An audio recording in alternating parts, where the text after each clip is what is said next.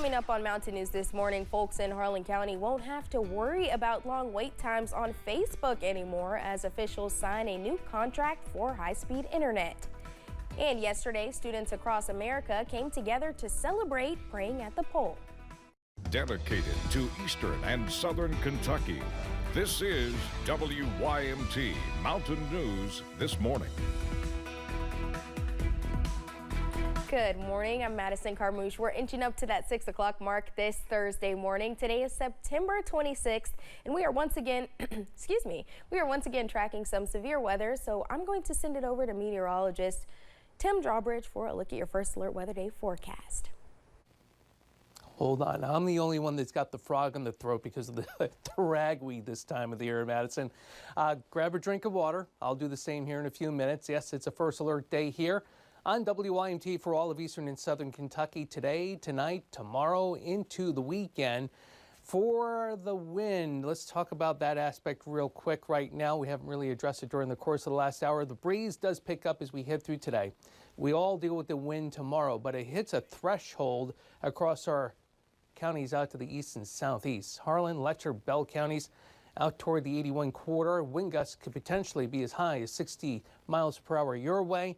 And the flood watch right now, where we have seen the rainfall, the more consistent pattern the last 48 hours. And again, toward Harlan and Letcher counties, an excess of 3 inches of rain over the last 48 hours. Level 2 excess of rainfall outlook for today.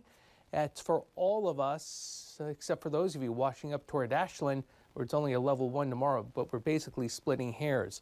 So the moisture of Helene comes into play. When does it finally depart? You may not like the answer. Your ARH First Alert 7-day forecast in this 6 o'clock hour. Madison? All right, Tim, thank you. Yesterday morning, the Harlan County Fiscal Court and community leaders signed a contract to bring high-speed internet to more areas. WYMT's Austin Hicks tells us how a local provider is doing their part.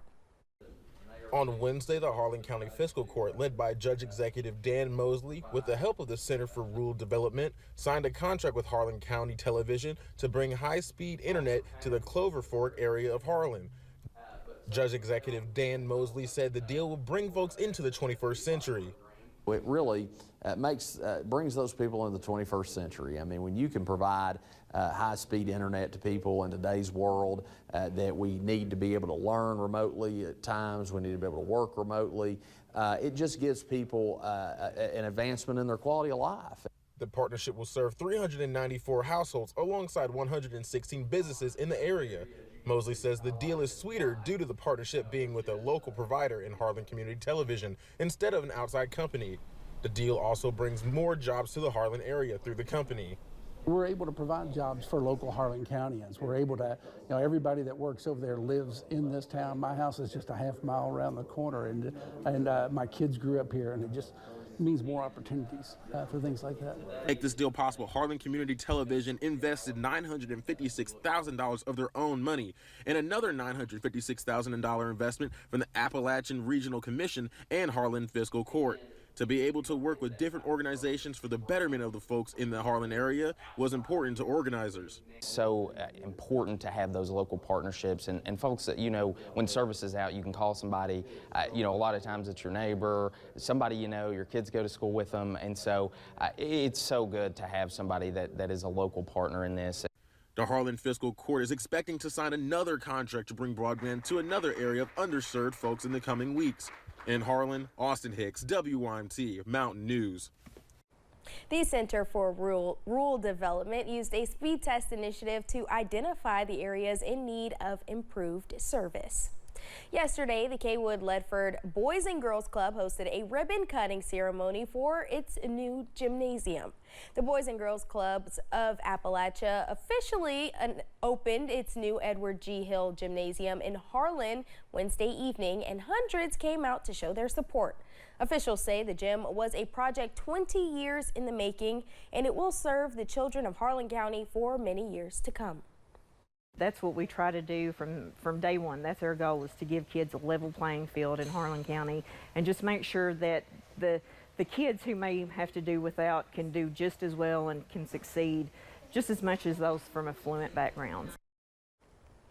Organizers say they ran into many bumps throughout the planning and construction of the new gym, but at each turn, the community came together to make this possible. The fourth Wednesday in September is recognized by students across the nation as See You at the Pole Day. Yesterday, I was able to meet with those participating in the event at Perry County Central High School. Riley Adams is just one of many students who finds community through faith.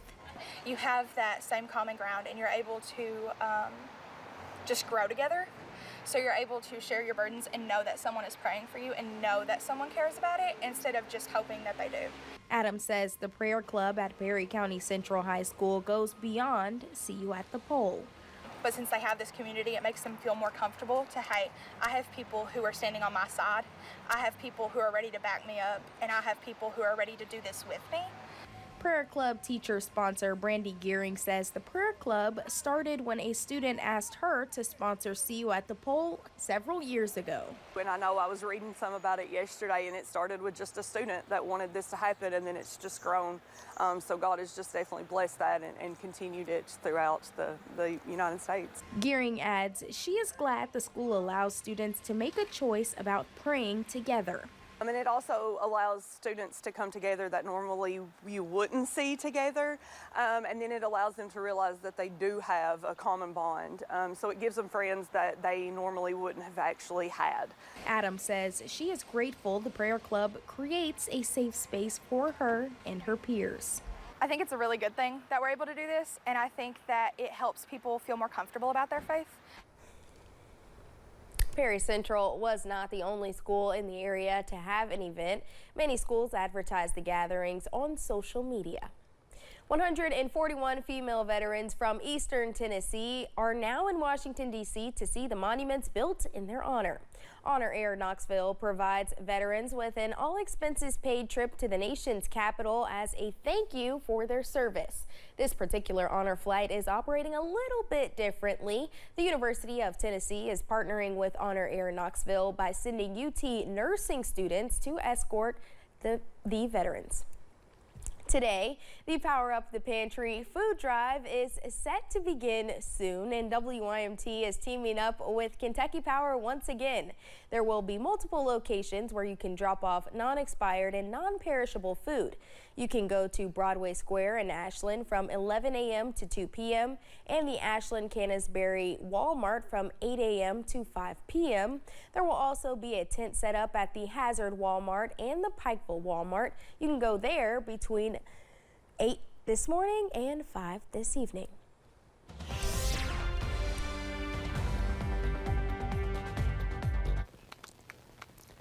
.607 on a Thursday morning. All right, who's ready for the weekend? Yeah, I think we all are, right?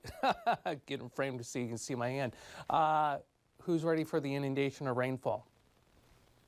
Yeah, I'm sure a lot of us would like to get back into the pattern we had just a week ago. 61 with the quick weather update here in Hazard. And yes, the satellite weather composite, lots of clouds. We've been in and out of the showers here in Hazard with the steadiest over toward Pike, Letcher, and Harlan counties as you make your way toward the 81 corridor. And this moisture here is going to continue to track to the west and northwest as we head through the day and arrive toward Lexington and Danville and Liberty and Campbellsville late this afternoon. That means early arrival for the rest of us here in eastern and southern Kentucky.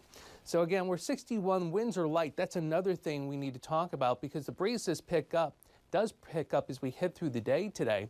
As the rain overspreads the region, perhaps a thunderstorm or two. The high in Hazard up to 71. How high does the wind get? Potentially how much rainfall on top of what we've seen will we also get? All the details with the ARH First Alert 7-day forecast coming up in just a few minutes. Madison? Tim, thank you. With Helene approaching Florida, a big impact will be felt there, but what about here at home? By the end of the week, Helene will look to bring a soaking rain to the Commonwealth, possibly dumping several inches of rain. Stephen Musin, who is an extension agent of Agriculture and Natural Resources in Jessamine County, says while the rain is welcomed by the livestock industry, it can pose an issue for late season crops. There is some concern with our vegetable producers, particularly those that are trying to raise some late season cucurbits like cucumbers, zucchini, pumpkins that are prone to some of the fungal diseases that are associated with warm, moist conditions. While the rain is welcomed, any kind of strong gusty winds associated with Helene are not. Thanks for joining us on Mountain News this morning. More news is on the way. When we return, Russian military planes were detected off the coast of Alaska this week, and one military expert believes this is directly tied to the war in Ukraine.